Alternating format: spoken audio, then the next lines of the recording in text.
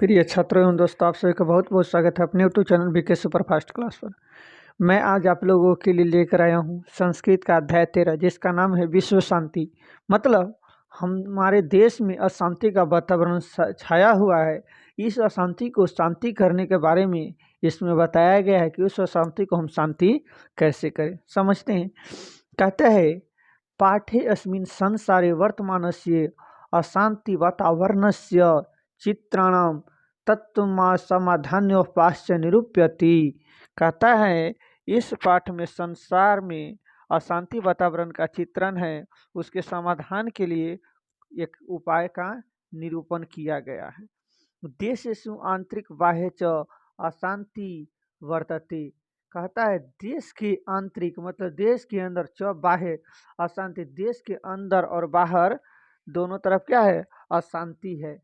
अशांति है। तामुपेक्ष न कश्यति स्वजीवनम तेन समर्थ। और कहता है उसको उपेक्षा करके कोई अपने जीवन को सुरक्षित नहीं समझ सकता। कहते स्वयं अशांति सार्वभौमिक वर्तते इति दुखस्य विषय। कहा जाता है स्वयं, कहा जाता है यह दुख का विषय है। क्या है ये? यह अशांति पूरे दुनिया में है। यह दुख का सबसे बड़ा जो है ये क्या है? सार्वभौमिक इति दुख्य विषय। यह हमारे सभी देशों के लिए दुख का एक विषय बन गया है। सर्वे जना तस्य अशांति चिंत्यति संति। और सभी लोग इस अशांति के कारण जो है चिंतित हो गए हैं। नहीं, संसारे तन्निवारण प्रयास क्रियन्ते। संसार को इसकी निवारण करने के लिए सोचने की आवश्यकता है या निवारण करनी चाहिए। आगे कहता है वर्तमाने संसारे प्रयास सर्वेषु देशेषु उपद्रव अशांति वर्ता दृश्यते। कहता है वर्तमान में संसार में प्रायः सभी देशों में उपद्रव अशांति देखे जाते हैं। क्वचित देव शांति वातावरण वर्तते। कहता है कुछ स्थानों पर ही शांति वातावरण है, जो कुछ ही जगहों पे हम देख सकते हैं। कहता है क्वचित देशस्य आंतरिक समस्या समृष्ट कलहो वर्तते तेन शत्रु राज्य न मोदमानी कलहम वर्धयन्ति। और कहते हैं कुछ स्थानों पर देश के आंतरिक बाह्य का कलह आंतरिक समस्या का आश्रय लेकर कलह है। क्या है? आंतरिक समस्या को लेकर जो है कलह होता है। नहीं कहता है कलह मतलब द्वेष झगड़ा की तरह हम कह सकते हैं इसको। क्वचित अनेकेषु राज्येषु परस्परम शीत युद्धम प्रचलित। और क्वचित अनेकेषु अनेक ऐसे राज्येषु अनेक राज्यों में परस्परम शीत युद्धम एक राज्य दूसरे राज्यों के प्रति क्या है? झगड़ा की तरह भी है बना। शीत युद्ध मतलब मन ही मन तनाव बना हुआ है और एक दूसरे के प्रति शीत युद्ध के भावना बनाए हुए हैं। वस्तुतः संसार अशांति सागरस्य कुलमाधिष्य दृश्यते। और कहते हैं कुछ स्थानों पर अनेक देशों में आपस में अशांति है। वास्तव में संसार अशांति सागर के तट पर आसानी देखे जाते हैं। अशांति सागर के मतलब अशांति मतलब जो शांति न हो, जिसमें सुखी के भाव ना हो, उसी को हम अशांति कहेंगे। अशांति कुल दृश्यते अशांतित मानवता ने विनाश से कल्पते। और अशांति मानव के विनाश का एक कारण होता है, इसलिए हमें हर हाल में शांत रहने की जो है आवश्यकता है।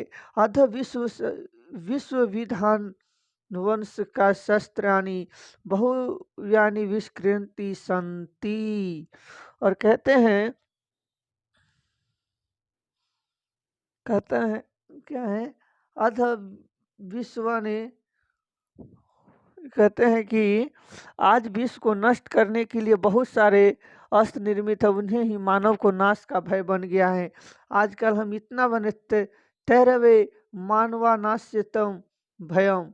और हम ऐसे ऐसे अस्त्रों का विकास कर लिए जो हम खुद ही आज उससे लड़ने झगड़ने के लिए तैयार हो गए हैं। हम हमारे अंदर में क्या द्वेष का भावना उत्पन्न होने लगा है कि हमारे पास इतना अस्त्र है कि हम किसी से क्यों डरे। और यही हम की जगह के चक्कर कारण हमारा जिंदगी का अस्तित्व समाप्त हो जाते हैं। अशांति कारणम तस्या निवारणोपायश्च सावधानता चिंतनीयो। और कहते हैं अशांति के कारण और उसका निवारण का उपाय सावधानी से चिंतनीय है। किसी भी कार्य को करने से पहले उसके बारे में सोच विचार करने की ज़रूरत होती है। क्या मैं इसके काबिल हूँ या नहीं हूँ? हमें ये काम करनी चाहिए या नहीं करनी चाहिए? इस तरह की बात सोचना चाहिए। कारणेन ज्ञाति निवारणस्य उपायो ज्ञाति इति इति नित्य। और कहता है कारण ज्ञात होने पर निवारण का उपाय भी जानना चाहिए। कारण जानने पर इसका उपाय भी जानना चाहिए। यह नीति है। क्या है? यह एक नीति है जीवन का। कहता है वस्तुतः द्वेष असहिष्णुता च अशांति कारणम द्वम। कहता है और असहिष्णुता वास्तव में द्वेष और असहिष्णुता के दो कारण है। कितने कारण है? कारणम द्वयम। और असहिष्णुता का अशांति के कितने कारण है? आपसे पूछता है कि अशांति का कै गो कारण है, तो हम कहेंगे कि अशांति का दो गो कारण है। कौन है? एक, एको देश अपरस्पर उत्कर्ष दृष्ट्वा दृष्ट तस्य देशस्य उत्कर्षाणां निरंतरं प्राप्यते। कहता है क्या कहते हैं, उस देश की उन्नति को नष्ट करने के लिए हर समय प्रयास करते हैं। जैसे कोई देश उन्नति की ओर जा रहा है तो मैं उसको उन्नति को नहीं देखना चाहता हूँ। मैं चाहता हूँ कि किसी भी तरह से उसका निरंतर क्या करे, उत्कर्ष निरंतर ने प्राप्यते। मैं उसको हमेशा नष्ट करने की सोच रखता हूँ। द्वेष एवं असहिष्णुता। और क्या करता है आगे देखिए ना, जन जयंती। और कहता है ये दोष परस्पर वैर उत्पन्न करते हैं। वैर मतलब एक झगड़ा का कारण बन जाता है। हमारे अंदर में वैर का भाव उत्पन्न हो गया, मतलब वो झगड़ा का कारण। कहता है दिखाई देना चाहिए। कहता है इमो दोषों परस्परम वैरमुपैति। और कहता है ये हम लोग के परस्पर मतलब आपस में जो है वैर का भाव उत्पन्न। जैसे कोई व्यक्ति दो भाई होता है और कोई तीसरा आकर कहता है कि तुम्हारा बड़ा भाई तुम्हारे लिए इस तरह भला बुरा कह रहा था, तो हमारे लिए वहाँ पर अपने बड़े भाई के प्रति हमारा क्या हो जाता है, वैर हो जाता है। लेकिन उसके वास्तविकता को जानेंगे तब फिर वो ऐसा होगा ही नहीं। हम वास्तविकता को समझते नहीं और लोगों के बातों में आकर मैं उसके प्रति द्वेष का भावना उत्पन्न कर लेते हैं, जिसमें हमारा जो कभी उनके बिना रह नहीं पाते थे, आज में उनका दृश्य देखना भी पसंद नहीं कर पाते हैं। मतलब इस तरह की भावनाएं हैं। स्वार्थ प्रेरित जना अहम भावेन परस्पर धर्म जाति संपत्ति क्षेत्र भाषा व न सहते। और कहते हैं कि आज स्वार्थ को बैठ बढ़ाता है। स्वार्थ से प्रेरित जन मतलब लोग होते हैं अहंकार के भावना से दूर और धर्म जाति संपत्ति क्षेत्र अथवा भाषा न सहते हैं। कहता है कि नहीं वो फलन जैसे जाति आता कि जैसे कोई ब्राह्मण कुल में जन्म लिया है या कोई राम है या कोई मुसहर रहता है और इस तरह के जाति आता है, तो कहता है नहीं वो चमार है। ये इस तरह की भावनाएं नहीं रखना चाहिए। उसी में ज्ञान है तो क्या है, जातियाता क्या रखा है। नहीं कहेंगे कहानी की जात न पूछो साइंस से पूछ लीजिए ज्ञान। अगर जिसमें ज्ञान है तो वही सबसे बड़ा महान है। अगर ज्ञान ही नहीं है तो हम उनको रूपों को लेकर क्या करूँगा। कहता है कहेंगे प्रेरित मान्यते तथा सामान्यो सामान्यो जना न तथा विश्व विश्व संपन्नी बलेन प्रेरित जायते। और उसके बाद जो है बलेन कहते हैं हम, और स्वार्थ को बढ़ जाता है। प्रेरित अहंकार के भावना से दूर आत्मा को ही सबसे अच्छा माना जाता है। और क्या कहते हैं, स्वार्थ जीवन विश्व प्रेरण स्वार्थम बलपूर्वक निवारणाय परोपकारम। और कहते हैं सामान्य जना, सामान्य मतलब सभी लोग विश्व शांति बलेन प्रेरित जायते। और हम लोग चाहते हैं कि बल के प्रयोग करके अपने देश में शांति पाले। और हमें यही समझ नहीं होता है कि इसको शांति करने के लिए हमें दिमाग की आवश्यकता है और हम लोग हमेशा तनाव में रहते हैं। कहते हैं स्वार्थपूर्वक बलेन अत्र महापुरुष से विद्वान से खिंचते न विरला संति। आज की दुनिया में जो है न कोई महान पुरुष है, न कोई विद्वान है, न कोई चिंतक है, न शांति। अगर ये लोग रहते तब न अपने दिमाग के बुद्धि के सहायता से हमारे देश में शांति का भाव उत्पन्न करती। लेकिन इस तरह के भाव तो है नहीं। सभी लोग चाहते हैं कि अपने बल के सहायता से अपने देश में सुख शांति प्राप्त कर ले, जो कभी संभव नहीं है।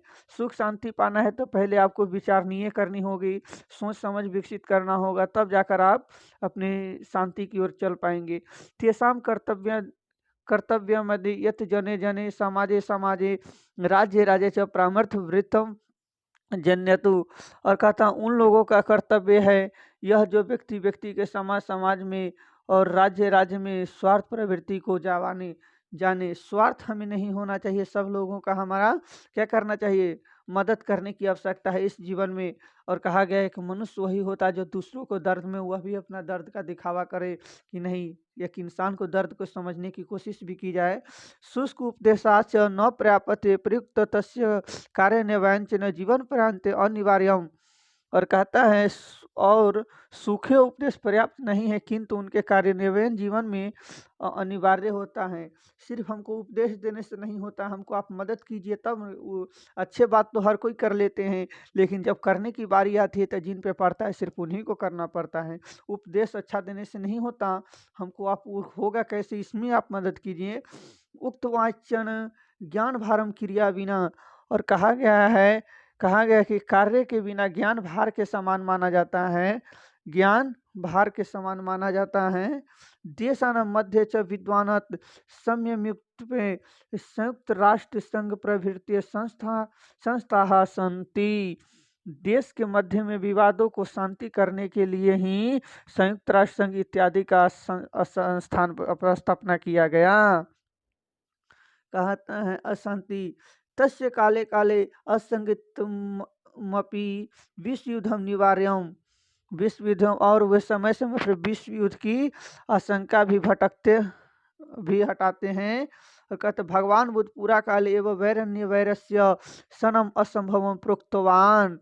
और एक बार की बात है भगवान बुद्ध पहले ही कहें वैर को वैर से समन असंभव है, और अवैर करुणा से और मैत्रीभाव से शांति की भाव होती है। अगर हम किसी के प्रति गलत सोचते हैं तो वो भी तो हमारे लिए गलत सोचेंगे ना। अवैर से वैर का उत्पन्न होता है। नीति कथा भारतीय नीतिकार सत्य में उद्घोषणे। और भारतीय नीतिकारों का जो कहना है, नीतिकारियों ने कहा है कि सत्य की ही उद्घोष होते हैं। तो क्या होता है, अयम निज्य परो वेतने वेति गणना लघु चेतसाम उदार चरित्राम तु वसुध कुटुम्बकम। कहता यह मेरा है वह तुम्हारा, ऐसी घटना छोटे सोच वाले लोग रखते हैं। जिन लोगों का उदार चरित्र होता है उनका पूरा संसार वस्तु मतलब संसार कुटुम्बकम अपना परिवार दिखाई देता है। और कहते हैं परिपीडनम आत्मनाश्य जायते। कहते दूसरों को पीड़ा से आत्मा की नष्ट होती है, इसीलिए हमें जीवन में किसी को न आत्मा को दुख नहीं देना चाहिए। परोपकारस्य च शांति करणम भवति। और कहता है परोपकार के शांति का कारण बन जाता है। अद्वि परस्पर देशस्य संकट काले अन्य देश सहायता राशि समाग्रे च प्रश्नति इति विनाश विश्व शांति सूर्योदय दृश्यते। और कहा जाता है आज भी दूसरे देश के संकट में अन्य देश सहायता राशि और सामग्री भोजन देते हैं, ऐसा विश्व शांति में सूर्योदय देखा जाता है। Thanks for watching this video. इस वीडियो को देखने के लिए सबको बहुत बहुत धन्यवाद। इस चैनल को लाइक सब्सक्राइब और कमेंट और दोस्तों के साथ शेयर जरूर करें।